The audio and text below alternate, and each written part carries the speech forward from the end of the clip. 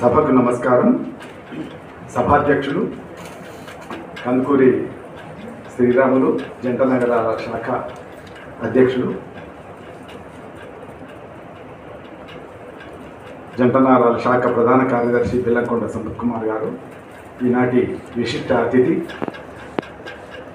రవీంద్ర భారతికి తెలంగాణ వన్నె తెచ్చిన తెలంగాణ భాషా సంస్కృతి శాఖ డైరెక్టర్, కవి, వక్త, విమర్శకుడు, చాలా ఉన్నాయి. చాలా కళల్లో ఆరితేరిన మిత్రుడు, ఆత్మీయుడు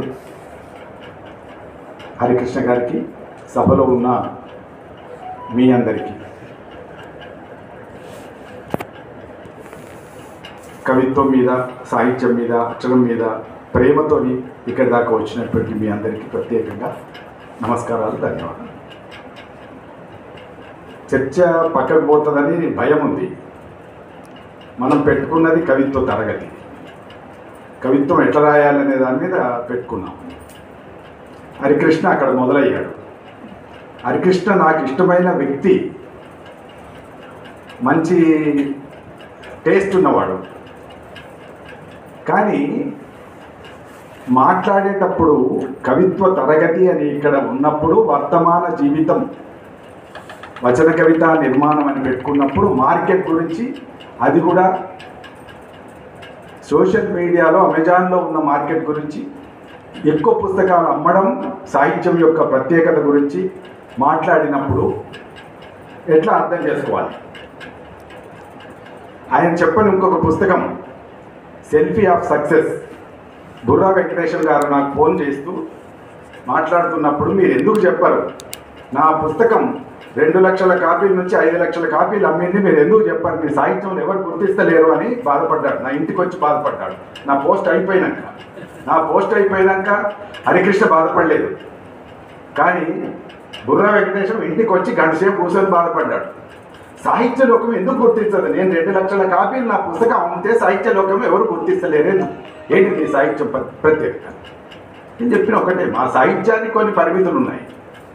ఎక్కువ కాపీలు అమ్మడం అనేది సాహిత్యం యొక్క పరమధ్యేయం కాదు.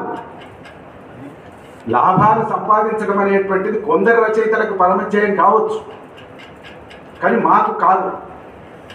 ఎందుకు కాదు అనేదానికి యండమూరి వీరేంద్రనాథ్ గురించి వారు ప్రస్తావన తెచ్చారు. నేను చదువుకున్న రోజుల్లో చాలా పాపులర్ రైటర్ ఆయన, కొత్త రైటర్. కుక్క అనే నాటకంతో సాహిత్యంలోకి ప్రవేశించి ఒక 2-3 నవలు, ఋషి అట్లాంటి నవలు కూడా రాసి, ఋషి నవలకు రావాల్సినటువంటి కీర్తి ఖ్యాతి రాకపోతే మనుషుల్లో ఉండేటటువంటి ఒకానొక బలహీనత, బ్లాక్ మ్యాజిక్ అనే బలహీనతను ఆధారం చేసుకొని తులసి అనేటువంటి ఒక తులసి దళం అనుకుంటా మొదట, తర్వాత తులసి దళం అనే ఒక సీరియల్ ఆంధ్రభూమిలో రాశాడు. దానికి విపరీతంగా పాఠకులు, చాలా కాపీలు అమ్మింది, చాలా సస్పెన్స్. ప్రతి వారం ఆ పత్రిక సేల్స్ అకస్మాత్తుగా ఆంధ్రభూమి సర్క్యులేషన్ పెరిగిపోయి చదివే వాళ్ళ పాఠకుల సంఖ్య కూడా పెరిగిపోయి, జ్యోతి అని విజయవాడకు సంబంధించిన ఒక ఆమె ఆయనకు ఉత్తరం రాసి, నీవంటే పడిచేస్తున్నా, నీ అక్షరానికి అంత శక్తి ఉంది అని ఆయనకు ఉత్తరాలు రాస్తుంటే, ఈయన మెటీరియలిస్టు, ఆమె భావుకోవాలి. ఆమె అందుబాటులోకి వచ్చింది కనుక ఆమెను ఐ లైక్ యూ అని, ఐ లవ్ యూ అని రకరకాలుగా ఆమెను లోపరుచుకొని ఇబ్బంది పెట్టి, చివరికి ఆమె పెళ్లి చేసుకోమన్నప్పుడు నేను లవ్ యూ అనలేదు, లైక్ యూ అన్నాన్ని తప్పించుకొని, చివరికి ఆమె బ్లాక్ మ్యాజిక్ని ఎంతగా నమ్మింది అంటే, నువ్వు ఆంధ్ర బ్యాంకులో పనిచేస్తావు కదా, నేను చనిపోయి దయ్యమై నీ ఆంధ్ర బ్యాంకు చుట్టే తిరిగి నిన్ను మొత్తం పతనం చేసేదాకా వదిలిపెట్టను అని చెప్పి ఆమె చెప్పి చచ్చిపోయింది, ఆత్మహత్య చేసుకొని చనిపోయింది. Is it great literature? ఇది గొప్ప సాహిత్యమా? ఎక్కువ కాపీలు అమ్మింది కదా, ఎక్కువ కాపీలు అమ్మింది, చాలా గ్లామరస్ రైటర్ ఆయన, one of the best writer in Telugu, one of the commercial writer, వ్యాపార రచయిత. ఇవాళ ఆయన రాయటం లేదు. కొద్ది కాలానికి ఆయన రచనలకి, నవలకి సేల్స్ పడిపోతే విజయానికి 5 మెట్లు కూడా రాశాడు. విజయానికి 5 మెట్లు రాసి ఎప్పటికప్పుడు ఎక్కువ కాపీలు అమ్ముకునేందుకు ప్రయత్నం చేశావు, కానీ నీకు అక్షరం మీద ఉన్న ప్రేమ కాదు అనేది అనేక సందర్భాల్లో ప్రూవ్ అయింది. ఆయన విడిచిపెట్టాడు వాళ్ళ సాహిత్యాన్ని, సినిమాల్లోకి వెళ్ళాడు, సినిమాలు కూడా తరిమేశాయి. చరిత్ర సిద్ధారెడ్డి చాలా ట్రెడిషనల్గా ఉన్నాడు, కవిత్వాన్నే నమ్ముకొని ఉన్నాడు, పాటల్నే నమ్ముకొని ఉన్నాడు, తెలంగాణ కోసం పాటలు రాశాడు, తెలంగాణ ఉద్యమంలో తిరిగాడు. నేను ఎప్పుడు పుస్తకాలు అమ్మాలని చూడలేదండి. ఎవరు మిగులుతారు సాహిత్యంలో? మీరు ఇవ్వగలరా గ్యారంటీ యండమూరి వీరేంద్రనాథ్కు? అంతకంటే ముందు యద్దాలపూడి సులోచన రాని రాసింది, అంతకంటే ముందు మధుబాబు అనే ఆయన రాసిన డిటెక్టివ్ నవలకు 100 కొద్ది పాఠకులు సేల్స్ ఉండేవి. ఆయనకు తెలియంది కాదు, నాకంటే ఎక్కువ చదువుకున్నాడు. ఆయన ఆంగ్ల సాహిత్యం కూడా చదువుకున్నాడు, నేను ఆంగ్ల సాహిత్యం చదువుకోలేదు. కొవ్వలి లక్ష్మీ నరసింహారావు అనేటువంటి రచయిత 1000 పుస్తకాలకు పైగా రాసి, డిటెక్టివ్ నవళ్ళు రాసి, శ్రీశ్రీ కంటే గొప్పవాడు కావచ్చు, కానీ శ్రీశ్రీ మహాప్రస్థానం 10 ప్రచురణలే కావచ్చు, 12 ప్రచురణలే కావచ్చు. తిలక్ అమృతం కురిసిన రాత్రి 6 ప్రచురణలే కావచ్చు, 6 పబ్లిషింగ్సే కావచ్చు. కానీ తిలక్ ఉంటాడు, శ్రీశ్రీ ఉంటాడు, హిమజ్వాల ఉంటాడు, బుచ్చుబాబు ఉంటాడు, చలం ఉంటాడు, రావిశాస్త్రి ఉంటాడు, యండమూరి వీరేంద్రనాథ్ ఉండడు. చాలా గట్టిగా చెప్తున్నాను నేను. కొవ్వలి లక్ష్మీ నరసింహారావు ఉండడు. మనం సాహిత్యంలోకి ప్రవేశించేటప్పుడే ఒక ప్రశ్న వేసుకోవాలి. ఏమనతో నేను ఖండించడం కోసం మాట్లాడుతాను దయచేసి, ఎందుకంటే వాళ్ళు దారి తప్పితే నాకు దారి తప్పుతుంది. ఎందుకు ఇంత ఆవేదనతో మాట్లాడుతున్నానంటే, మనం సాహిత్యంలోకి అక్షరాన్ని ప్రేమించేటప్పుడు మొదట నిర్ణయించుకోండి,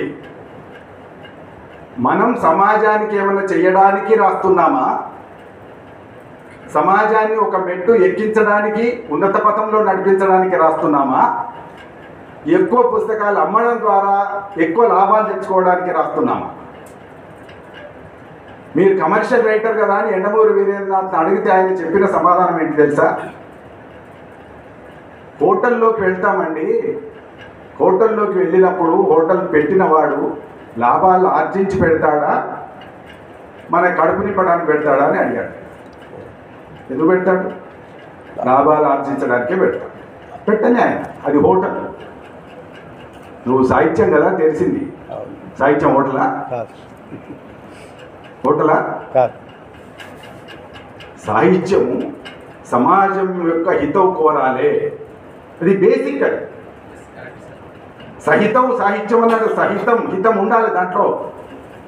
ఎందుకు వాల్మీకి ఉన్నాడు, ఎందుకు పోతన ఉన్నాడు, ఎందుకు నన్నయ్య ఉన్నాడు? అంతకంటే గొప్ప కవులు రాజాస్థానాలు రాజుల దగ్గర ఉండి కీర్తించి వాళ్ళు చాలా గొప్పవాళ్ళుగా బతికి ఉండవచ్చు, మనకు తెలియదు. పోతనను రాజులు బతికించలేదు, ఎక్కువ కాపీలు బతికించలేదు, ఎక్కువ కాపీలు అమ్మలేదు, అన్న అమ్మడానికి కూడా లేవు. నేను చాలా మందికి చెప్తున్నదే, మీ కాపీలు మీ పుస్తకాలు అమ్మలేవు. పోతను ఎవరు కొన్నారండి? ఆనాడు ప్రింటింగ్ మిషన్ కూడా లేదే. పోతను ఎందుకు జీవించి ఉన్నాడు? పోతన పద్యం ప్రజల నాలుకల మీద కదా ఉంది. ఏమన్నా ఏ పుస్తకాలు అమ్మినాయి, ఏ బుక్ షాపులు అమ్మినాయి? ఇప్పటికీ వేమన సాహిత్యం అచ్చువేస్తే ఎన్ని కాపీలు అమ్ముతాయి?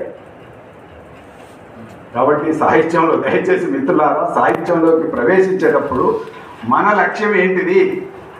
మన లక్ష్యం మంచి కవిత్వం రాయడం, మన లక్ష్యం మంచి సమాజాన్ని సృష్టించడం, మన లక్ష్యం మనుషుల్ని మనుషులుగా తీర్చిదిద్దడం అయితే కవిత్వంలోకి రండి. ఇది కాక పైసలు సంపాదించుకోవడం అయితే ప్లాట్ల బిజినెస్ చేయండి. Don't come in to the literature. ఇంకా కావాలంటే పాలిటిక్స్లోకి వెళ్ళండి. పాలిటిక్స్లో కూడా చాలా సంపాదించవచ్చు. ఇవాళ సినిమాలు దెబ్బతిన్నాక పాలిటిక్స్లోకి పోతారు. సినిమాలు ఫెయిల్ అయితే ఎక్కడికి పోతారంటే పాలిటిక్స్లోకి పోతారు. పాలిటిక్స్లోకి పోతే కొంచెం లాభాలు, ఓనాడు కాకపోతే ఓనాడు పదవి వస్తుంది. అయ్యా మీకు నేను చెప్పేటోని కాదు, కానీ సాహిత్యంలో రూపాయి మిగలదు. రూపాయి కోసం చూసేవాడు జీవితాన్ని ప్రేమించలేడు. జీవితాన్ని ప్రేమించేవాడు మాత్రమే మంచి అక్షరం రాస్తాడు. హృదయానికి తగిలే అక్షరం రాసేవాడు జీవితాన్ని ప్రేమించిన వాడు. గుర్తుపెట్టుకోండి. డబ్బును ప్రేమించిన వాడెవడు కూడా ఒక్క అక్షరం కూడా మంచి అక్షరం రాస్తాడని నాకు ఎంత మాత్రం నమ్మకం లేదు. నన్ను ట్రెడిషనల్ అన్నా పర్వాలేదు, నేను సాంప్రదాయవాది అన్నా పర్వాలేదు. కాబట్టి సాహిత్యంలోకి ప్రవేశించేటప్పుడు మొదటి ప్రశ్న ఇది. ఇంకా సాహిత్యంలో ప్రక్రియల్లోకి వచ్చినప్పుడు అత్యంత తక్కువ అమ్మకాలు కలిగి ఎవరు పట్టించుకోని ప్రక్రియ ఏదైనా ఉంటే కవిత్వం. మీరు అందులో కూడా రాయదలుచుకుంటే నవలు రాస్తే కొన్ని అమ్ముతాయి, కథలు రాస్తే అమ్ముతాయి, వ్యాసాలు రాసినా అమ్ముతాయి. ఆఖరికి నిన్నెవరో పెట్టారు, నేను సోషల్ మీడియాలో వెతుకుతుంటే కనబడ్డది. కవిత్వం పుస్తకం వేసుకొని బుక్ షాప్ పోతే 5 కాపీలే పెట్టుకుంటున్నాడండి. కాబట్టి 5 కాపీలు పెట్టుకుంటున్నాడు కనుక కవిత్వం వదిలేయండి. కవిత్వం వదిలేసి పుస్తకాలు రాసుకోండి. ఏది వ్యాసాల పుస్తకాలు, లేకపోతే 1000 అమ్మాలంటే దాని వ్యక్తిత్వ వికాసము, 5 మెట్లు, 10 మెట్లు, 20 మెట్లు, 50 మెట్లు వేసుకుంటా పోండి. మీరు రాసుకోండి. కవిత్వంలోకి వస్తున్నారని మీరు అనుకుంటే మేము అందుకే వర్తమాన జీవితం వచన కవితా నిర్మాణం అని పెట్టినాం. ఇంకా వచన కవిత్వంలోకి వస్తే ఇంకా తక్కువ అమ్మకాలు ఉంటాయి. ఎందుకంటే పద్యాల్లో కనీసం రామాయణం ఉంటుంది కాబట్టి కవిత్వం కోసం కాకుండా రాముడి కోసం కొంటారు. ఇక్కడ రాముడు కూడా ఉండడు, మరి వచన కవిత్వం ఇది. వచన కవిత్వంలో రామాయణం ఎవరు రాయలేదు ఇప్పటి వరకు, రాస్తే నడవదు. కాబట్టి వచన కవిత నిర్మాణం గురించి మాట్లాడుకునేటప్పుడు మన క్లాస్ అనుకున్నది ఏమంటే వర్తమాన జీవితానికి వచన కవిత నిర్మాణానికి సంబంధాలు, పరస్పర బాంధవ్యాలు ఇవి ఎట్లా పరస్పర ప్రేరణ అవుతాయి అని ఆ ఉద్దేశంతో ఈ అంశాన్ని నిర్ణయించుకున్నాం.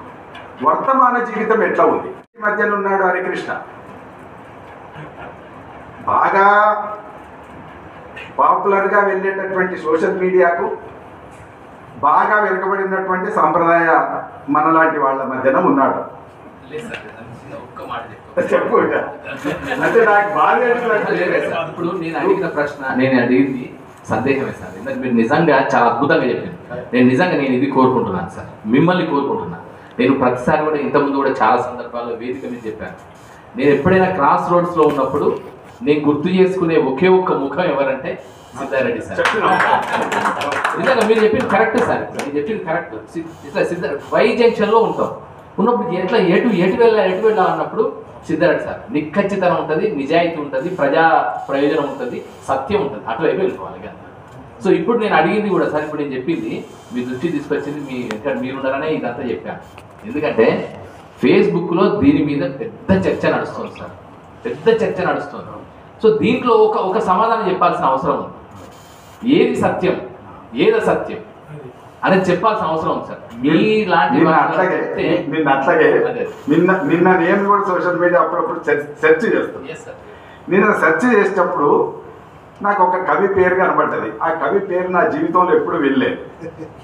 ఆ కవి మీరు కూడా గూగుల్ కొడితే వస్తుంది. ఆయన పేరు నేను ఇప్పుడు చెప్పమన్నా కూడా చెప్పలేదు, అంత కొత్త పేరు, వినని పేరు. ఆయన నాకు నచ్చిన 10 మంది కవులు అని పెట్టాడు. ఒకటి మీరు కొడితే కూడా వస్తుంది. నాకు నచ్చిన 10 మంది కవులు అని పెట్టాడు.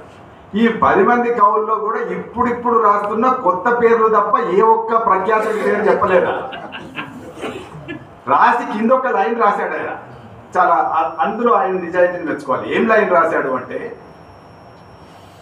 నేను నిజంగా కవిత్వానికి కొత్తనే, ఎక్కువ పుస్తకాలు చదవలేదు, నేను చదివిన 4 పుస్తకాలే ఇక్కడ పేర్కొంటున్నాను అన్నాడు. అయిపోయింది. 4 పుస్తకాలే చదివి 10 మంది కవులు అని పేర్లు పెడితే ఆ 4 పుస్తకాల గురించి రాస్తే మా రాజు ఎక్కడ ఉంటాడు, శివారెడ్డి ఎక్కడ ఉంటాడు, శ్రీశ్రీ ఎక్కడ ఉంటాడు, సిద్ధారెడ్డి ఎక్కడ ఉంటాడు? అయ్యా చదువు ఫస్ట్. మనం అందరం కూడా చదువనంత మాత్రాన సత్యం తారుమారు కాదు. మనం చదవకపోతే శ్రీశ్రీ విలువ తగ్గదు, మనం చదవకపోతే పోతన విలువ తగ్గదు. మనం చదివినా చదవకున్నా, మనం గుర్తించినా గుర్తించకున్నా, అమ్మినా అమ్మకున్నా, పోతన సాహిత్యం తెలుగు వాళ్ళ యొక్క ఆస్తి కింద, తెలుగు వాళ్ళ యొక్క హృదయాల మీద, నాలుకల మీద ఆడుతుంటది. శ్రీశ్రీ కూడా ఆడుతుంటాడు. మనం చదవకపోతే శ్రీశ్రీ విలువ తగ్గదు, మన విలువ తగ్గుతుంది. మన విలువ తగ్గుతుంది. విశ్వనాథ్ సత్యనారాయణ చదివితే మనకు అర్థం కాడు, చదవకపోతే ఏమవుతుంది? మన విలువ తగ్గుతుంది. విశ్వనాథ విలువ తగ్గదు. విశ్వనాథం చదవకపోతే కవి విలువ తగ్గుతుంది. ఎందుకు చదవాలి అన్నప్పుడు మేము దానికోసమే ఇదంతా. మేము పొరపాటున కూడా అమ్మకాలు పెంచుకోవడం కోసం తరగతి పెట్టుకోలేదు. మేము ఇక్కడ కూడింది, నేను మాట్లాడతా అన్నది కూడా ఏంటంటే మంచి కవిత్వం రాయడానికి మనం ఏం చెయ్యాలి.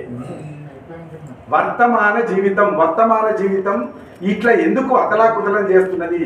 ఒకనాడు కవికి ఎంత కన్ఫ్యూజన్ లేదు, ఇవాళ కవిని కన్ఫ్యూజన్ చేస్తున్నది.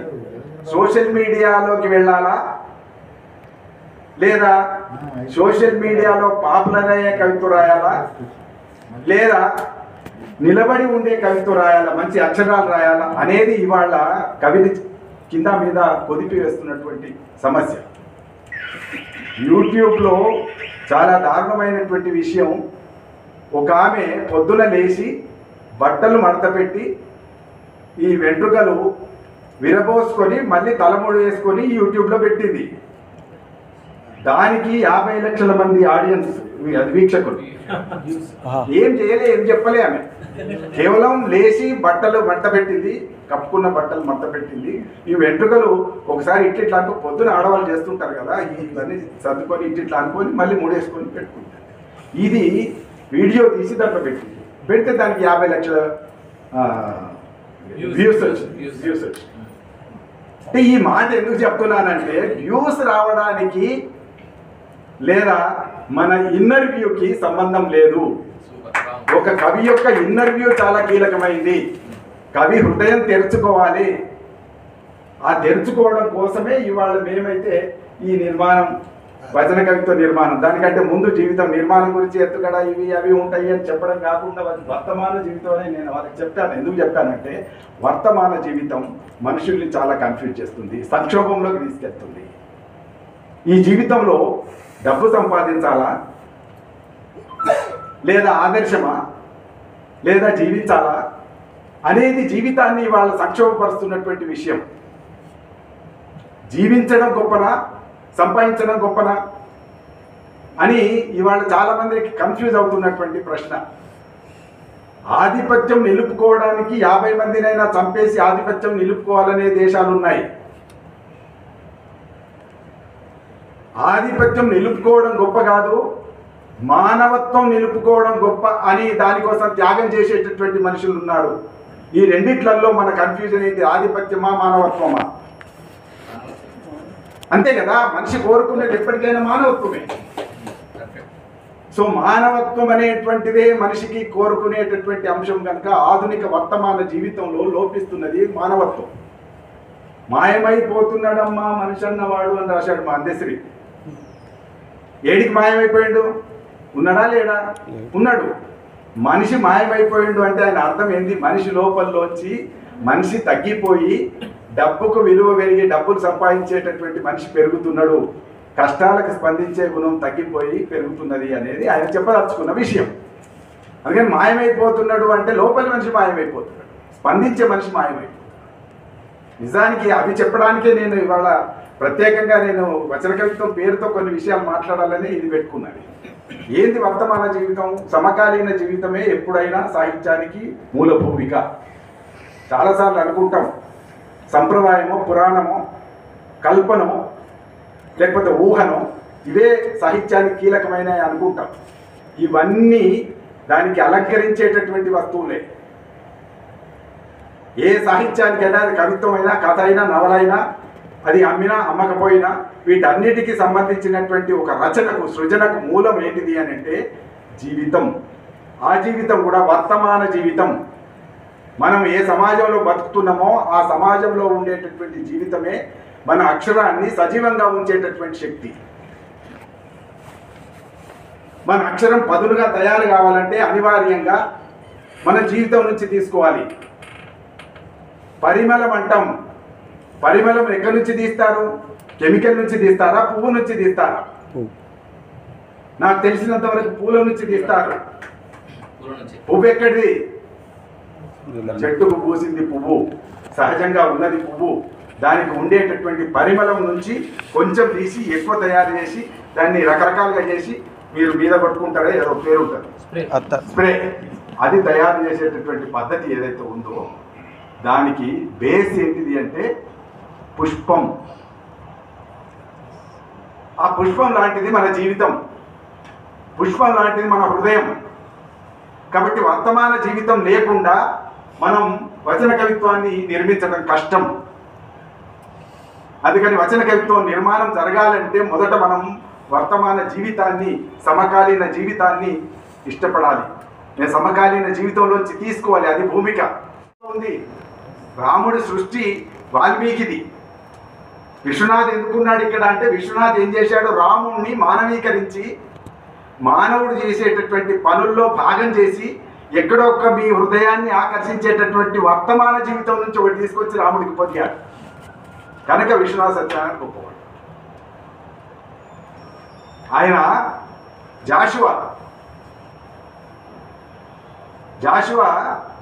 ఆవు మీద పద్యం రాస్తూ ముష్కరులను కొమ్ములను కుమ్మవేమిటికి, ముష్కరులను ఎవరైతే నిన్ను అమ్ముతున్నారో, కండకింత కోసి బాక్సులలో పెట్టి అమ్ముతున్నారో, ముష్కరులను కొమ్ములను చిమ్మవేమిటికి అని కింద ఒక అద్భుతమైన మాట అన్నాడు.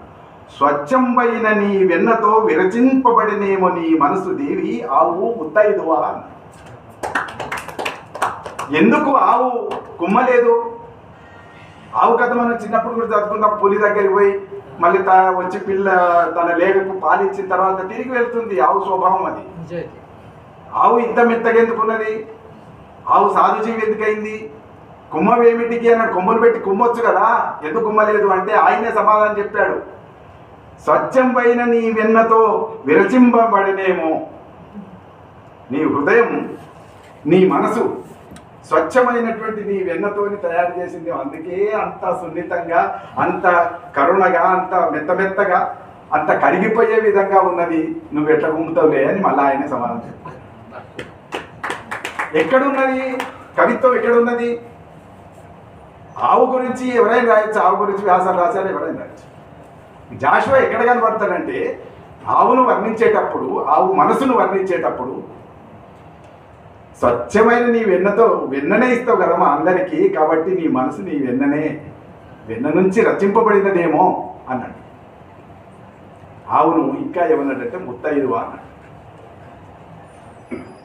కాబట్టి మనకు కవిత్వం అనేది ఎక్కడ మెరుస్తుంది, ఎక్కడ ఉన్నది అని అంటే వెన్న దగ్గర ఉంది. ఇది నేర్చుకోవడానికి మనం వెన్న ఎక్కడి నుంచి తీసుకున్నాడు? ఆయన వర్తమాన జీవితంలో వాళ్ళ ఇంట్లో ఉంటే తీసుకున్నాడు. ఆవు ఇంట్లో ఉన్నది కనుక వెన్న తయారు చేసేది, లేదా పక్కింట్లో ఉంటే ఆయన ఇంట్లో, లేకపోతే పక్కింట్లో ఉంటే చూసి వెన్న తీసుకున్నాడు. కాబట్టి సమకాలీన జీవితమే సాహిత్యానికి, కవిత్వానికి మూలమవుతుంది. వర్తమాన జీవితమే మూలమవుతుంది.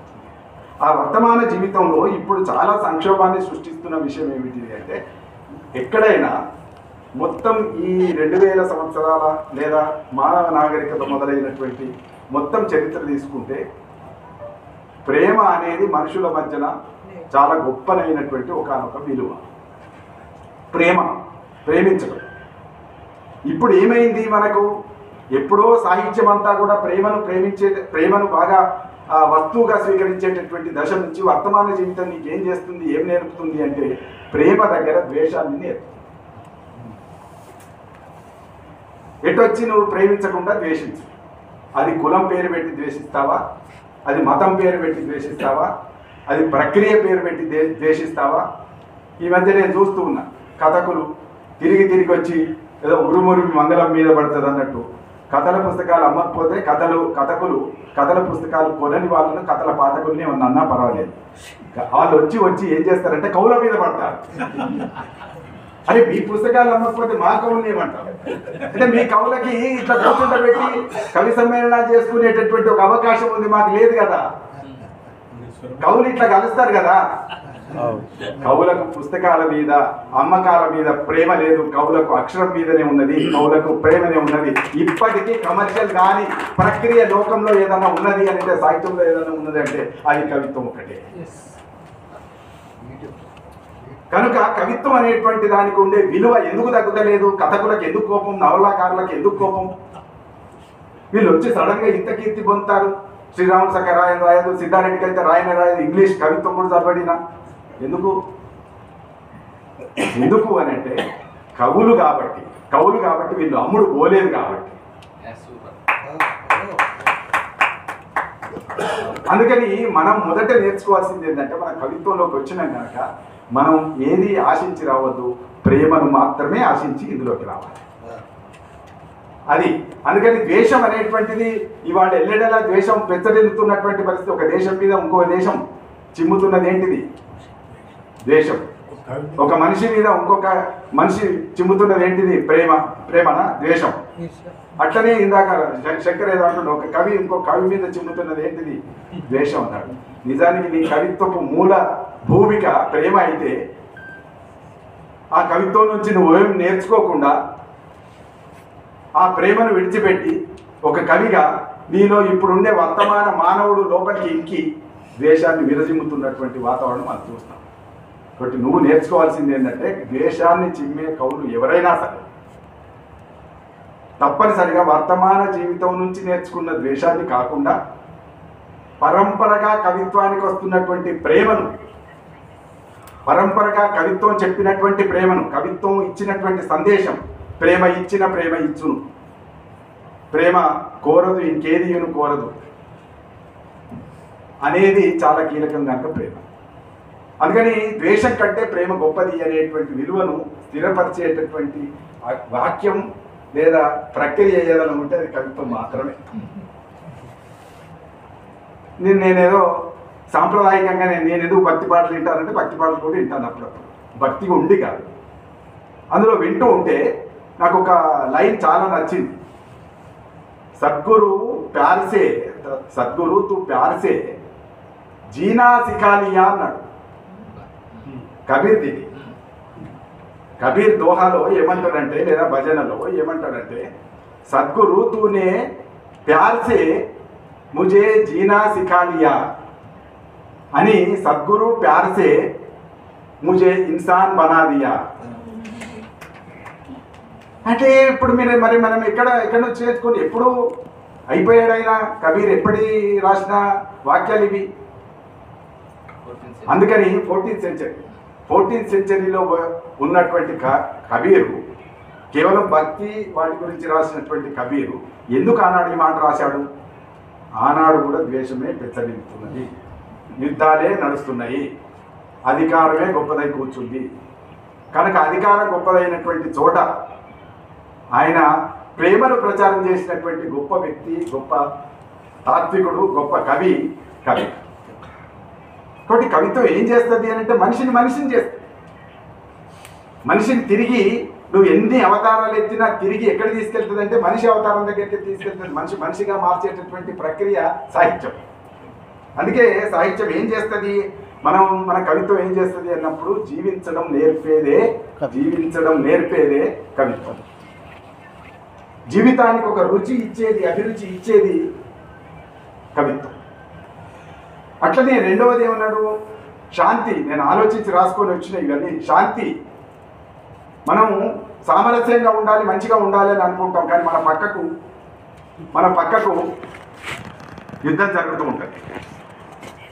ఆ యుద్ధము ఇంట్లో మొదలైతుంది.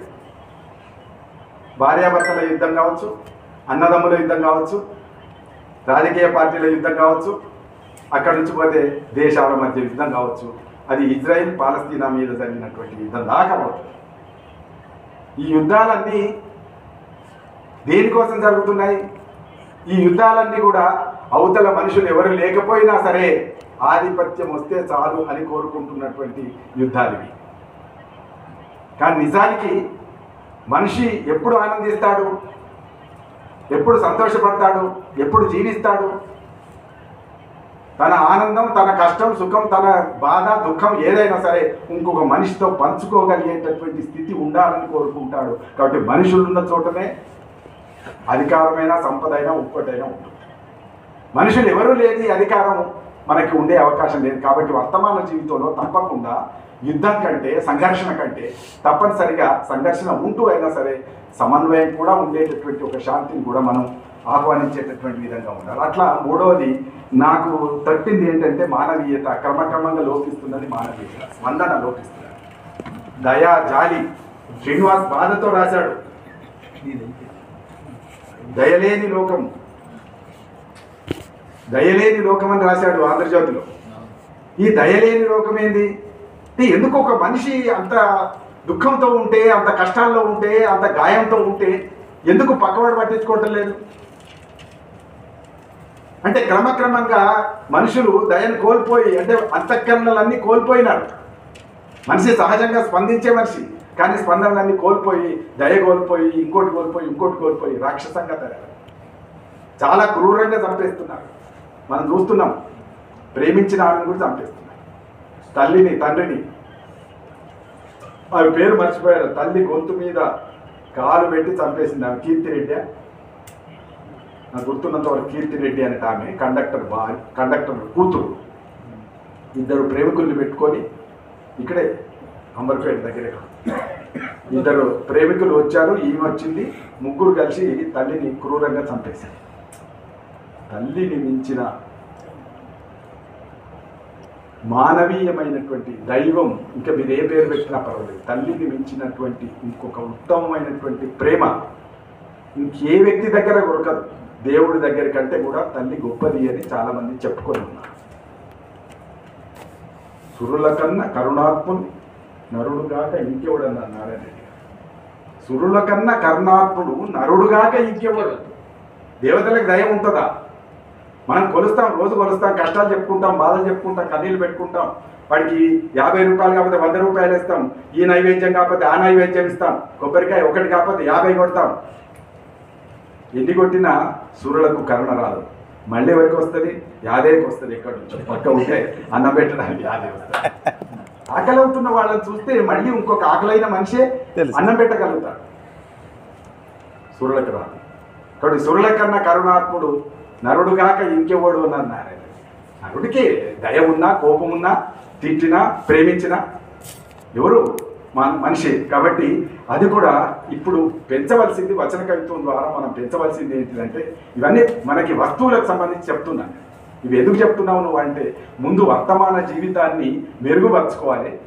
వర్తమాన జీవితాన్ని మెరుగుపరుచుకుంటే సాహిత్యాన్ని, కవిత్వాన్ని మెరుగుపరుచుకునే అవకాశం. కాబట్టి మానవీయత పెంచుకోవడం, అట్లా ఆదర్శం ఇవ్వాలి. ఎవరు ఆదర్శమై ఉన్నారు?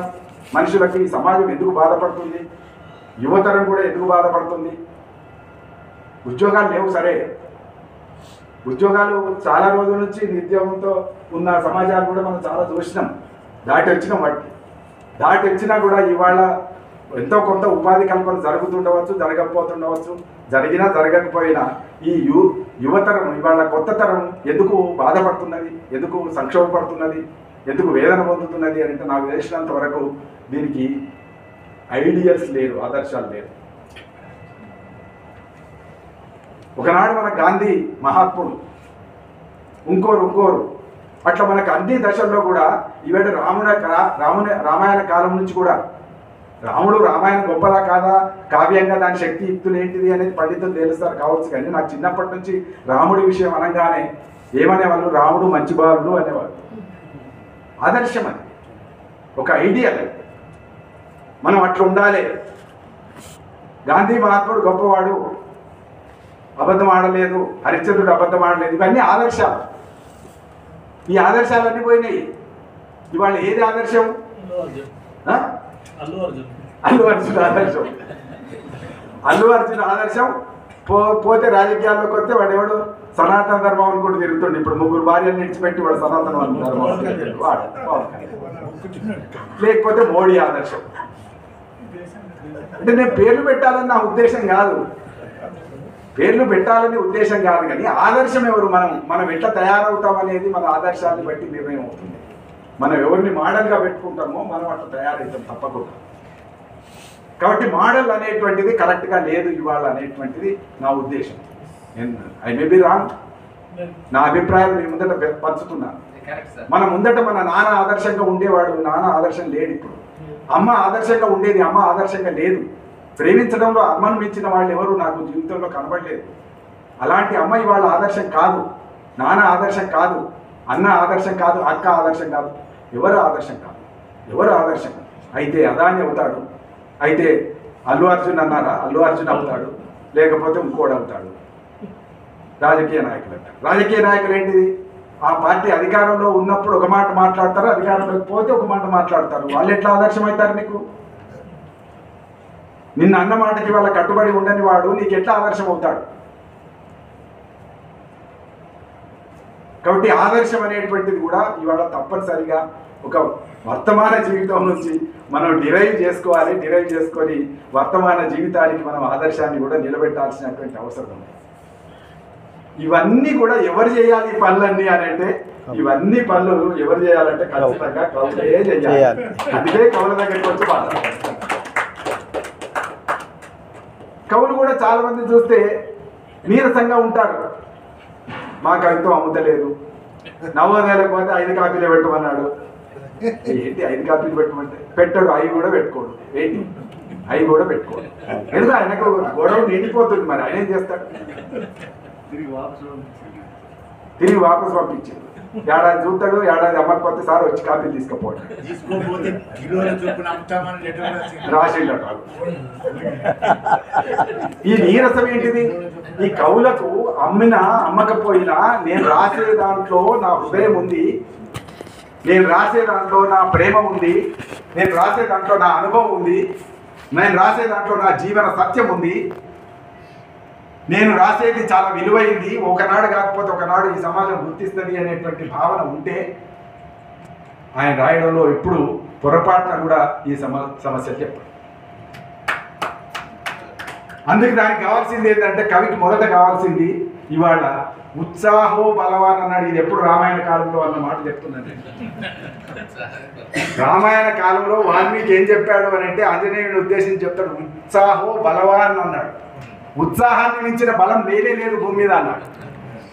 ఆ ఉత్సాహాన్ని కోల్పోయిన తర్వాత ఏదో నీరసంగా ఏమైనా అట్లున్నావు, ఏముంది సార్ జీవితంలో, అరే ఎందుకు అంత బాధపడతావు, ఏముంది సార్, ఏం లేదు కదా, పుస్తకం రాస్తే అమ్మడు కదా,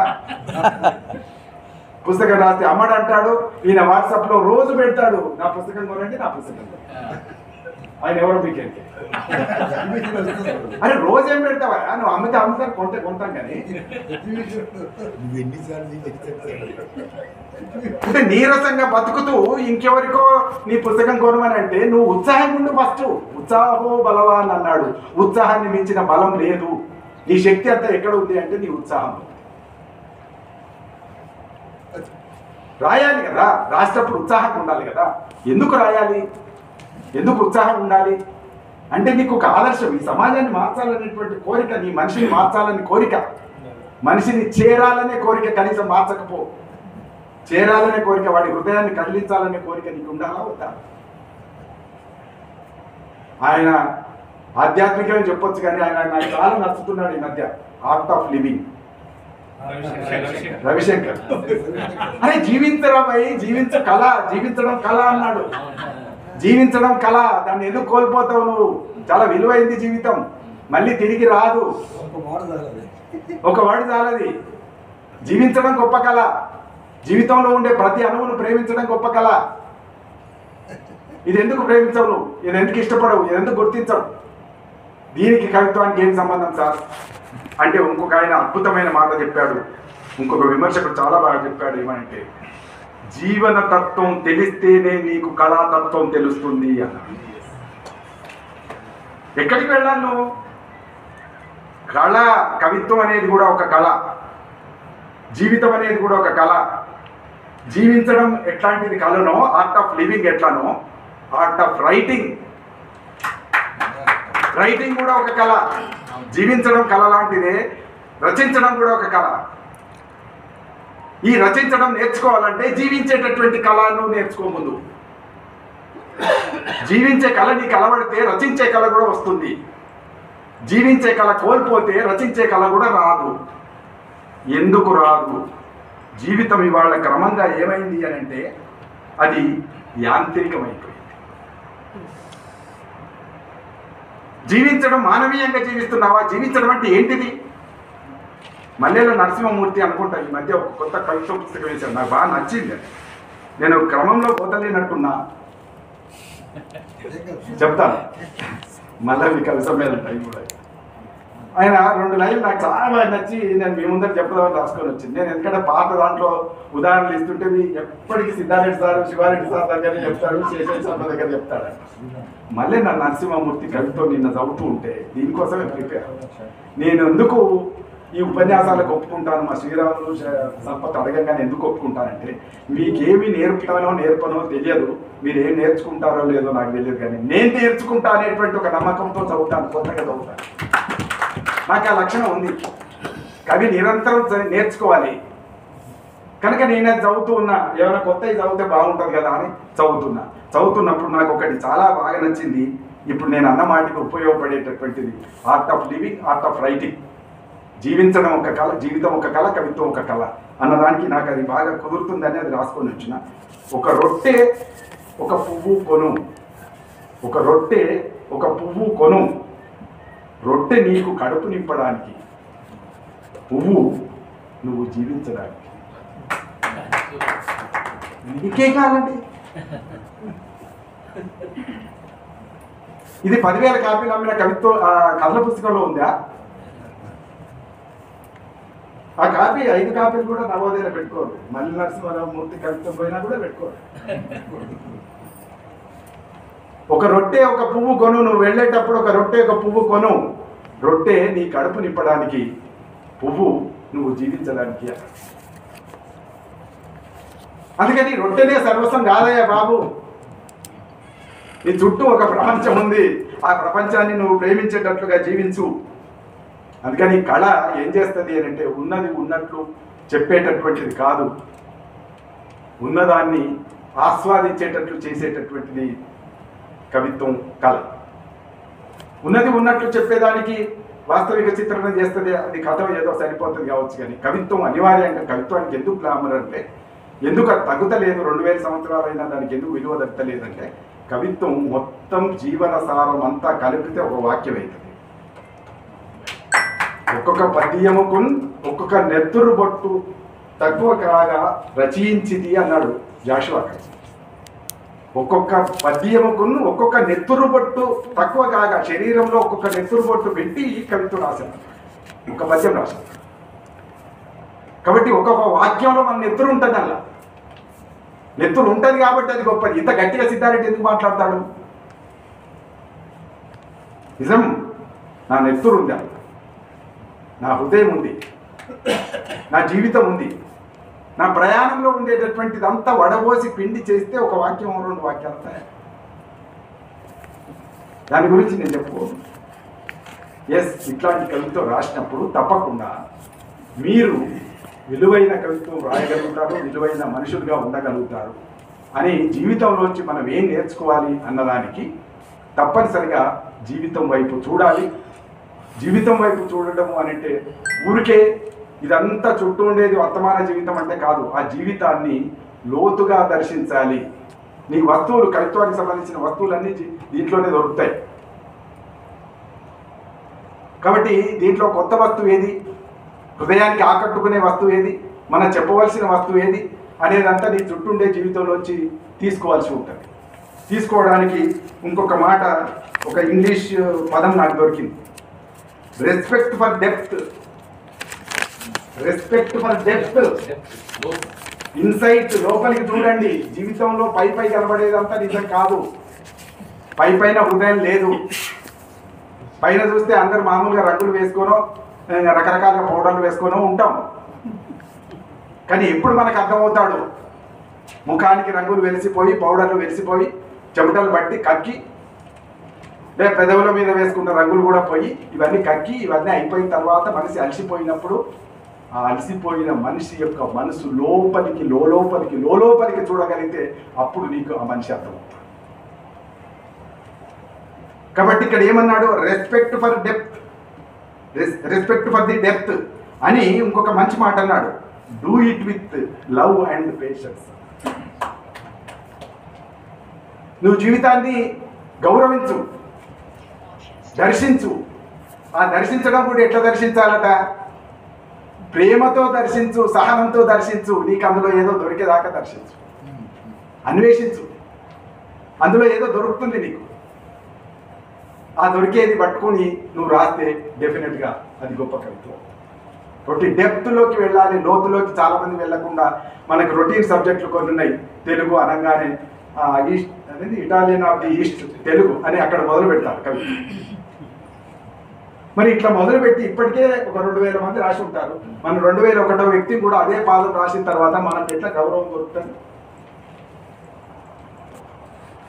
కాబట్టి మనం రాసే కవిత్వం మన నెత్తుడిలోంచి మన హృదయంలోంచి వచ్చి ఉండాలన్నప్పుడు ఎదుటి వ్యక్తి జీవితంలోకో నీ జీవితంలోకో నీలో కలిగినవో చూసుకొని ఆ లోపల్లోంచి వచ్చినటువంటి అక్షరాన్ని నువ్వు రాయాలి. అప్పుడు నీ ముద్ర ఉంటుంది. కాబట్టి వస్తువు ప్రధానం, అది సమకాలీన జీవితం నుంచే తీసుకోవాలి. సమకాలీన జీవితంలోకి చూసేటటువంటి ఒక చూపు కూడా నీకు ఉండాలి. యాంగిల్ దర్శనం అన్నారు, ఆ దర్శనం కూడా నీకు ఉండాలి. ఆ దర్శనం ఎట్లా పైన చూడడం కాదు, అది ఇన్డెప్త్ చూడాలి. ఇన్డెప్త్ కూడా ఊరికే చూడడం కాదు, విత్ లవ్ అండ్ పేషెన్స్ అన్నాడు. సహనంతో చూడాలి, నీకు దొరికేదాకా చూడాలి. అయ్యా నేను గంట అంటే కాదు కలవది, ఒక లైన్ కూడా రాదు. గంట అంటే ఒక లైన్ కూడా రాదు. ఎక్కడో రాజు రాశాడు, నా జేబులేమో ఖాళీగా ఉన్నాయి. ఆశారాజు రాసిన లైన్, నా జేబులేమో ఖాళీగా ఉన్నాయి, ఎంత వెతికినా నా చేతికి హృదయమే తగులుతుంది. జేబులు ఖాళీగా ఉన్నాయి, జేబులో ఎంత వెతికినా నా హృదయమే తగులుతుంది. బజార్లో ఇప్పుడు అది చెల్లడం లేదు అన్నారు. క్లైమాక్స్ ఇది. జేబులో హృదయం తగలడం ఏంటిది? డబ్బు తగులుతుంది, పైసలు తగులుతాయి, లేకపోతే ఖర్చుకు తగులుతుంది, ఇంకేదో తగులుతుంది, సెల్ ఫోన్ తగులుతుంది. ఇప్పుడైతే ఇవి కాక హృదయం ఎందుకు తగిలింది? రాజు కనుక జేబులో తగిలింది.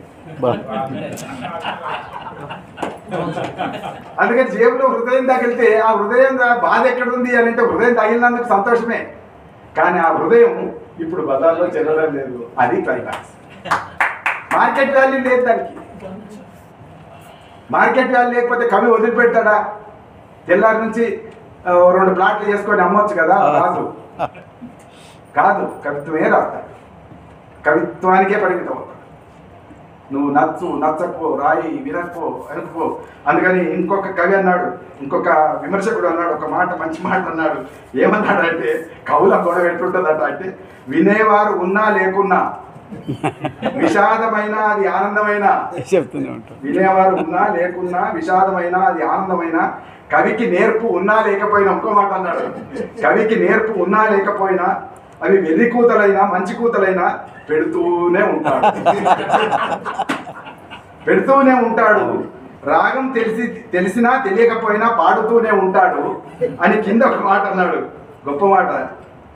అది ఆకాశాన ఎగిరే పక్షుల పాట వంటిది అన్నాడు. వినరా? ఆకాశంలో ఎగిరే పక్షి ఎంతమంది శ్రోతలు ఉన్నారు, వ్యూవర్స్ ఎంతమంది ఉన్నారు అని చూస్తుందా? అది ఏంటండి? నేను రాసే పాటకి ఎంతమంది శ్రోతలు ఉన్నారు, ఎంతమంది వ్యూవర్స్ ఉన్నారు, లేదా ఇది పుస్తకం వేస్తే ఎన్ని కాపీలు అమ్ముతుంది అని చూస్తుందా? దాని లక్షణం, సహజ లక్షణం. పక్షి కోయిల పాడుతుంది అంతే, వింటున్నావా లేదా? అట్లా అని ఇంక కొంచెం అన్నాడు, అది ఆకాశాన ఎగిరే పక్షుల పాట వంటిది, అడవిలో పూచే పువ్వుల వంటిది, కొండలలో కాసే పండ్ల వంటిది అన్నాడు. ఇది ఎవరు? ఒక చాలా రోజుల కింద బుర్రా శేషగిరిరావు అంటే ఆయన అన్నాడు, నాకెన్నో కనబడింది. సో అది పాడుతూ ఉంటాడు కవి. నేను పాడుతూనే ఉన్నాను, నువ్వు వినలేదు, నీ తప్పు అన్నాడు. ఎవరు? గాలిబా, ఇంకోరెవరు అన్నాడు. నేను అప్పుడు పాడుతూనే ఉన్నాను, నువ్వు వినలేదు, వినకపోవడం నీ తప్పు అన్నాడు. నేను లేచి నర్తించాను, నువ్వు చూడలేదు, చూడకపోవడం నీ తప్పు అన్నాడు. అంటే ఒకడు ఆనందిస్తాడు, ఒకడు సంతోషిస్తాడు. సంతోషానికి ఒక రూపం ఉంటుంది, ఒక వ్యక్తీకరణ రూపం ఉంటుంది. ఆ రూపం ఉన్నప్పుడు నువ్వు దాన్ని పట్టించుకోకపోతే నీకు అవుతుంది. కాబట్టి ఇవి ప్రధానంగా చెప్తూ ఇంకొక మాట చెప్పి నేను దాదాపు ముగిస్తాను. కొంచెం వచన కొంచెం చెప్పి ముగిస్తాను, 10 నిమిషాల్లో. ఏమంటాడంటే, తీగ అది దానంతటనే సంగీతం కాదన్నాడు. దానంతటనే సంగీతం కాదు అన్నాడు. ఏంటిది? దానికి పియానో ఉంటుంది, వీణ ఉంటుంది, సంతూరు ఉంటుంది, అన్నిట్లలో తీగలే ఉంటాయి. కానీ ఏ వాయిద్యం ప్రత్యేకత ఆ వాయిద్యం. పియానో తీగ ఉంటుంది, వీణ తీగ ఉంటుంది, సంతూర్ తీగ ఉంటుంది. కానీ ఏ వాయిద్యం యొక్క ప్రత్యేకత ఆ వాయిద్యం. ఆ వాయిద్యంకు ఉండే తీగ దానంతట అదే పాడదు. ఏం చేయాలి? ఎవరో ఒకరు ఎవరో ఒకరు మీటితే అవుతుందా? అవుతుందా? నేను మీటితే అవుతుందా? అలాగే వస్తుందా? అది ఇట్లా అనగానే పాట వస్తుందా? ఎవరు మీటాలి? నైపుణ్యం. దాని గురించి విద్వాంసులైనటువంటి లేదా నైపుణ్యం ఉన్నటువంటి వాళ్ళు మీటితేనే అది పాడగలుగుతుంది. కాబట్టి తీగ ఉన్నది మన దగ్గర, వీణ కూడా ఉన్నది మన దగ్గర. అంటే తీగ జీవితం అనుకుంటే, వీణ దానికి పాడే ప్రక్రియ అనుకుంటే, పరికరం అనుకుంటే, అవి రెండు మన దగ్గర ఉన్నాయి. కానీ ఆ వీణ ఉండే తీగను మీటగలిగేటటువంటి నైపుణ్యం మనం పెంచుకోవచ్చు. ఆ మీటగలిగే దానికోసం చేసేటటువంటి ప్రయత్నం ఇప్పుడు కవి చేయాల్సి ఉంటుంది. అట్లనే రంగు ఉంటుంది, బ్రష్ ఉంటుంది, బొమ్మ అవుతుందా? గీస్తే ఏది పడుతుంది, గీస్తే కాదు కదా. అట్లా చూస్తూ ఈ మాటలన్నీ చెప్పి ఉన్నారు. అందుకని చాలా సందర్భాల్లో అంటాం, వస్తువు దానంతటదే రూపాన్ని పొందుతుంది అని కొంతమంది అన్నారు. వస్తువు మంచిదైతే చాలు, అదే రూపం ఏర్పడుతుంది. తిలక్ ఏమంటాడంటే, ప్రాణానికి ఏ రూపం కావాలో, ఏ రూపం సరిపోతుందో ప్రాణమే నిర్ణయించుకుంటుంది అని. దేవరకొండ బాలగంగాధర తిలక్ ఏమనంటే, ప్రాణానికి ఏ రూపం కావాలో, ఏ రూపం సరిపోతుందో ఆ ప్రాణమే నిర్ణయించుకుంటుంది అని. మళ్ళీ కిందేమన్నాడంటే, శరీరం ఏర్పరచుకొని ప్రాణం అందులోకి దూరదు అన్నాడు. అంటే శరీరం ఉన్నాక ప్రాణం అందులోకి దూరడం అనేటువంటి లక్షణం కాదు. శరీరము ప్రాణం ఒక కాలంలోనే తయారు కావాలి. అది వచన కవిత్వం యొక్క లక్షణం. పద్యం యొక్క లక్షణం ఏంటిదంటే, ముందు శరీరం నిర్ణయం అయి ఉంటుంది. పద్యం అనేది ఉత్పలమాల ఉన్నది, అది శరీరం. ఈ నువ్వనే కవిత్వము, నువ్వనే జీవితము, నువ్వనే సందేశం, నువ్వనే మంచితనం, నువ్వనే ఆదర్శం, ఇది ఏదైనా సరే దీన్ని ఏం చేయాలంటే ఆ పాములోకి, ఆ శరీరంలోకి దీన్ని దూర్చాలి. కానీ వచన కవిత్వం ఏంటిది అంటే, శరీరం దానికి ఏర్పడి ఉండదు. శరీరం ఏర్పడకుండా ప్రాణం ఉంటుందా అంటే ఉండదు, ప్రాణం కూడా ఉండదు. ప్రాణము శరీరం ఒకసారే పోసుకోగలిగేటటువంటి ప్రక్రియ వచన కవిత్వం. సైమల్టేనియస్గా ఇటు ప్రాణం తయారైతే అటు శరీరం తయారు, తల్లి గర్భంలో ఉంది, రూపొందేటటువంటి ప్రక్రియ. కాబట్టి తల్లి ఎవరిక్కడ? కవికి తల్లి ఎవరు? కవే తల్లి. లోపల ఉన్నప్పుడే తయారవుతుంటుంది. ఒక దిక్కు జీవితం, ఒక దిక్కు మనం కవిత్వ రూపం ఇచ్చేటప్పుడు ఈ రెండు కూడా కలిసి సైమల్టేనియస్గా ఒకదానికి ఒకటి ప్రేరణ చేసుకుంటూ పెరుగుతాయి. అట్లా పెరిగేటటువంటి ప్రాణము రూపము రెండు కలిసి బయటకు వచ్చేటటువంటిది కవిత్వం. అది వచన కవిత్వానికి ఇంకొక మార్గం లేదు. శరీరం వేరే, ప్రాణం వేరే లేదు. కాబట్టి అది చెప్తున్నాడు. అందుకని వచన కవిత్వం రాసేటప్పుడు మనం గుర్తుపెట్టుకోవాల్సినవి ఒక 3-4 లక్షణాలు ఉన్నాయి. దాంట్లో మొదటి ఎత్తుగడ. మీరు చాలామంది వాళ్ళ మనవాడు చెప్పాడు, శ్రీనివాస్ గౌడ్ పుస్తకం గురించి. శ్రీనివాస్ గౌడ్ పుస్తకమే కాదు, నేను ఫ్రీవర్స్ ఫ్రంట్ అనే ఒక గ్రూప్లో కూడా చూస్తున్నా. ఫ్రీవర్స్ ఫ్రంట్ అనే గ్రూప్లో కూడా కేవలం ఆ 5-6 సంబంధించినటువంటి కవులను, ఆ కవుల మీదనే ఇంకోరి మీద ఇంకోరు అలా రాస్తూ ఉంటారు. ఏంటి అంత సంకుచిత ప్రపంచం అయితే ఎట్లా? ఒక ఆయన ఉన్నాడు, ఆయన అందరి మీద రాస్తాడు. ఎవరి మీద రాస్తాడు అంటే ఆయన ఫ్రెండ్స్ మీద రాస్తాడు. కవిత్వం నచ్చి రాయడు ఆయన. ఈ మాట అంటున్నందుకు నాకు బాధగా ఉంది. ఫ్రీవర్స్ ఫ్రంట్ చాలా చక్కటి, చాలా మంచి టేస్ట్ ఉన్నటువంటి, రుచి ఉన్నటువంటి గ్రూప్ అని నేను అనుకున్నా. ఫ్రీవర్స్ ఫ్రంట్లో ఆయన రాసేది ఎవరి మీద అంటే, ఆయన ఎవరితోనైతే మాట్లాడుతుంటాడో, ఎవరితోనైతే ఫోన్ సందేశాల్లో ఉంటాడో వాళ్ళ గురించి రాస్తాడు. కానీ దాన్ని కాకుండా ప్రపంచం ఉంటుంది కదా. నీ రుచి మారినంత మాత్రాన, నువ్వు రుచించినంత మాత్రాన రుచి ఎక్కడ పోదు. తప్పనిసరిగా విమర్శకుడు కూడా ఒక రుచి ఉండాలి, కవికి ఒక రుచి ఉండాలి, విమర్శకు ఒక రుచి ఉండాలి. దురదృష్టం ఏంటంటే వర్తమాన జీవితంలో రుచి లేదు. వర్తమాన జీవితంలో ఇంటి రుచి లేదు. వర్తమాన జీవితంలో ఇంట్లో వంట చేసుకొని తినేటటువంటి రుచి లేదు. వర్తమాన జీవితంలో హోటల్ రుచి మాత్రమే ఉంది. స్విగ్గీలలో, అమెజాన్లలో ఇంకో దాంట్లో వస్తాయి అవన్నీ రుచులు. నిన్న రుచి ఇవాళ రుచి తేడా ఉంటుంది. ఈ రుచులు ఒకటి ఉంటాయి. నిన్న వంట ఒక రకంగా ఉంటుంది, ఇవాళ వంట ఒక రకంగా ఉంటుంది. కాబట్టి రుచి లేకుండా కవిత్వం ఎవరో రాసినా అది రాణించేటటువంటి అవకాశం లేదు. అందుకని ముందు మన జీవితంలో, వర్తమాన జీవితంలో కూడా రుచికి అలవాటు పడాలి. అభిరుచి, రుచి, స్వాదు అన్నారు దాన్ని. స్వాదు లేకుండా మంచి రచన, స్వాదిష్టమైనటువంటి రచన రాదు. కాబట్టి స్వాదు చాలా ముఖ్యం, రుచి చాలా ముఖ్యం. రుచి తెలవాలి నీకు. మనం ఎట్లా తింటున్నాం, నిన్న ఒకటి ఆర్డర్ చేస్తాం, అది వస్తుంది, అది బాగాలేదు అనుకుంటాం, ఇవాళ ఇది బాగాలేదు కనుక రేపు ఇంకో దాన్ని చేస్తాం, వాడు ఇంకేదో పంపిస్తాడు, అది కూడా తింటాం, ఇంకో 2 రోజులు గడిచిపోతుంది, నెల రోజులు ఇట్లనే గడుస్తుంది. అది నీ రుచి ఫామ్ కాదు.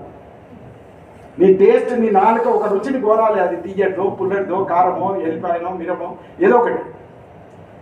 నేను అడిగిపోయినా వస్తున్నా, ఒకసారి అడిగిపోయి వచ్చేటప్పుడు ఒక ఆమె ఒక గిరిజనుల ఇంట్లో ఒక పూట తినాల్సి వచ్చింది. ఆమె పొద్దున్న లేచి కూరలు వండే పరిస్థితి లేదాడ.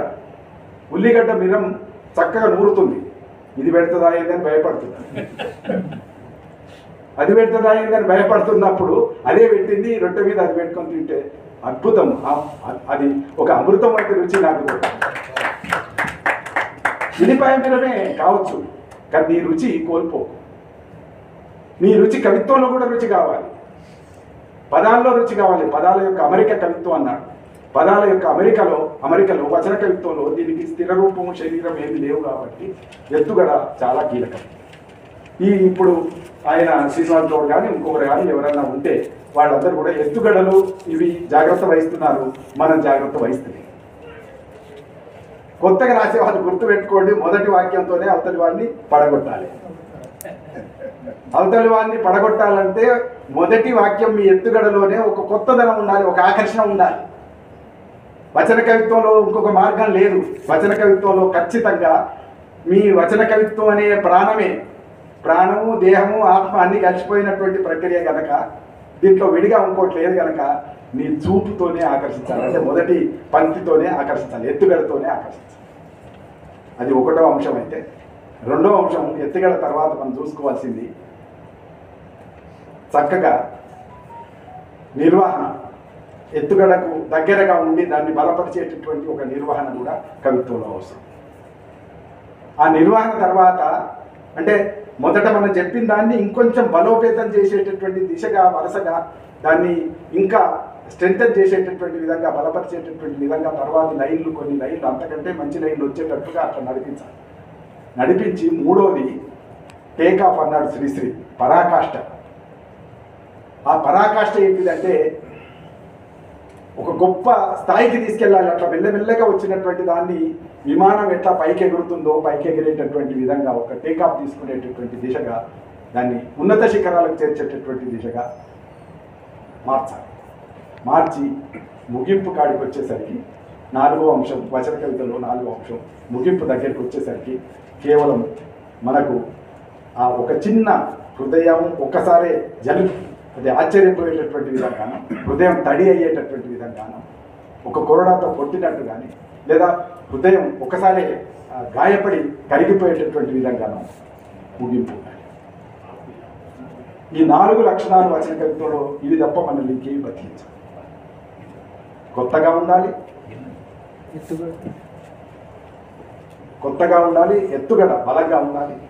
2వది నిర్వహణ, దాని తర్వాత వచ్చేటటువంటి కొన్ని పంక్తులు చాలా చక్కగా ఉండాలి, దానికి బలపరిచే విధంగా ఉండాలి. 3వది తప్పకుండా ఒక పరాకాష్ఠ, ఒక ఉన్నత శిఖరానికి నీ కవిత వెళ్ళింది అనే భావన కలిగించాలి. ముగింపులో బాగా చెప్పాడు అనిపించేటటువంటి ఒక మెరుపు, ఒక తడి తగిలేటటువంటి విధంగా 4వ లక్షణం. ఈ లక్షణాలు ఉన్నప్పుడు అది మంచి కవిత అవుతుంది. వచన కవిత్వానికి వేరే మార్గాలు లేవు కాబట్టి అలంకారాలు ఉంటాయి, వర్ణనలు ఉంటాయి. కొంతమంది ఏం చేస్తాం, వచన కవిత్వంలో ఇంకోటి లేదు కాబట్టి వర్ణనలు ఎక్కువ చేస్తాం. వర్ణనలు ఎక్కువ చేసినప్పుడు ఏం జరుగుతుంది అని అంటే ఆ వర్ణన మింగేస్తే మీరు ఆ కవిత్వాన్ని ఆస్వాదించడానికి వీలు కాదు. దానికి కొంచెం మోటుగా, కొంచెం హార్డ్గా చెప్పాడు. కానీ నువ్వు ఆలింగనం చేసుకుంటే అన్నీ నగలే ఉంటే నువ్వు ఎట్లా ప్రేమిస్తావు అని ఒక మాట ఇచ్చాడు. ఇంకా వర్ణన ఎప్పుడు నీ కవితను మింగేసేదిగా ఉండకూడదు. వర్ణన ఎప్పుడైనా నీ కవితలు ఒదిగేదిగా ఉంటుంది. చిట్కన వేలి ఉంగరంలాగా ఉండాలి తప్ప, వర్ణన ఎప్పుడైనా చిట్కన వేలి ఉంగరంలాగా ఉండాలి తప్ప నీకు ప్రతి రాసేటప్పుడు చేసేటప్పుడు ప్రతిదానికి అడ్డం వచ్చేటటువంటి విధంగా ఉండే అలంకారాలు, వర్ణనలు కరెక్ట్ కాదు అన్నాడు. ఇవి ఒకటి గుర్తు పెట్టుకోవాలి. అలంకారాలు కావాలి, పదచిత్రాలు కావాలి. పదచిత్రాలే కవిత్వం కాదు, వర్ణనలే కవిత్వం కాదు, అలంకారాలే కవిత్వం కాదు. ఇవి ఎంత అవసరమో అంతనే ఉండాలి. ఔచిత్యం అన్నారు దీన్నే. ఎంత పెట్టుకోవాలో అంతనే పెట్టుకోవాలి, కానీ ఎక్కువ పెట్టుకుంటే కుదరదు. ముఖం మీద ఒక బ్యూటీ స్పాట్ ఉంటే బాగానే ఉంటుంది. ఎట్లాగో బ్యూటీ స్పాట్స్ కానీ ముఖం అంతా పెట్టుకుంటే ఏమవుతుంది? వికారంగా మారిపోతుంది, దయ్యం అంటారు. కాబట్టి ఆ దశ తీసుకురావద్దు. ఎంత ఉండాలో అంత చూపెట్టాలి. ఎప్పుడైనా ప్రాణమే గొప్పది, మానవత్వమే హృదయమే గొప్పది అని చెప్తూ దానికి సంబంధించిన ఒక 2 ఉదాహరణలు ఇచ్చి నేను ముగిస్తాను. మొన్న చాలామంది రాశారు, నేను కూడా కవితలు సాయిబాబా చనిపోతే సాయిబాబా గురించి చాలామంది రాశారు. కొన్ని వందల మంది కవితలు నేను చదివాను. కానీ దాంట్లో ఒక కవిత నన్ను ఆకర్షించింది. ఊరికే మీకు చెప్తున్నా, దాన్ని ఉపయోగపడినా పడకపోయినా. ఎత్తుగడ ఏమంటాడంటే ఆయన, వాళ్ళెప్పుడూ సరే అతడు మార్చురీలో లేడు, అతను మార్చురీలో లేడు. అనాటమీ క్లాస్లో తన దేహాన్ని విప్పి చూపిస్తూ పాఠం చెబుతూ ఉంటాడు. ఎందుకు? మెడికల్ కాలేజ్కి ఇచ్చారు. ఎందుకు ఇచ్చారు? అనాటమీ ఇది ఉపయోగపడేటటువంటి విధంగా ఇచ్చారు. అందుకని ఏమన్నాడంటే, అతడు మార్చురీలో లేడు, అనాటమీ క్లాసులో తన దేహాన్ని విప్పి చూపిస్తూ పాఠం చెబుతూ ఉంటాడు. బహుశా అక్కడ మనం అతన్ని కలుసుకోవచ్చు. చనిపోయాడు ఆయన, చనిపోయినా నన్ను అట్లా చెప్పాడు. అంటే కవిత్వంలో ఈ కొత్తదనం, ఈ ఎఫెక్ట్ తీసుకురాక అనాటమీకి ఇచ్చాడు కనుక దాన్ని అట్లా తింపాడు. అట్లాంటి ఇది చేసి ఇంకొక కవితలో, అదే ఫ్రీడమ్స్ ఫ్రంట్లోనే తెలుగు వెంకటేష్ రాసిన ఒక కవిత, వాళ్ళెప్పుడూ ఓడిపోతారు, తల్లులను ఉద్దేశించి రాశారు. వాళ్ళెప్పుడూ ఓడిపోతారు ప్రేమ ఎదుట మనల్ని గెలిపించడం కోసం. ఎవరు అంటే తల్లులు. వాళ్ళు ఎప్పుడూ ఓడిపోతారు, తల్లులు ఎప్పుడూ ఓడిపోతారు, ఎందుకంటే మనల్ని గెలిపించడం కోసం.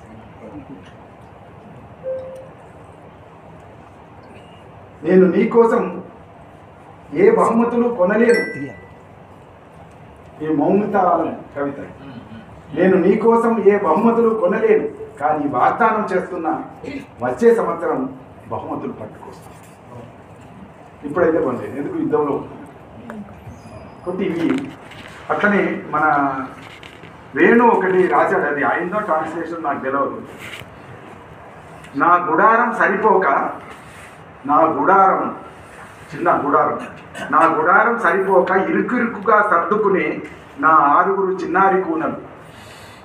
నా గుడారం సరిపోక ఇరుకుగా సర్దుకునే నా 6 చిన్నారి కూనలు ఇప్పుడు నా అరచేతిలో సరిపోతున్నాయి. ట్రాన్స్లేషన్ అంతే కదా. నా గుడారం సరిపోక ఇరుకుగా సర్దుకునే నా 6 చిన్నారి కూనలు ఇప్పుడు నా అరచేతిలో సరిపోతున్నారు అని చివరిలో చితాభస్మమయ్యి. గుడారంలో సరిపోలేదు, ఇరిగిరిగా సర్దుకునేవాళ్ళు, ఇప్పుడు నా అరచేతిలోకి వచ్చారు. ఎట్లా వచ్చారు చూడండి, హృదయం ఎట్లా విలువైనాడిపోతారు. ఎట్లా నా అరచేతులు సరిపోతున్నానంటే దానికి చితాభస్మం చనిపోయి బూడిదైపోతున్నారు.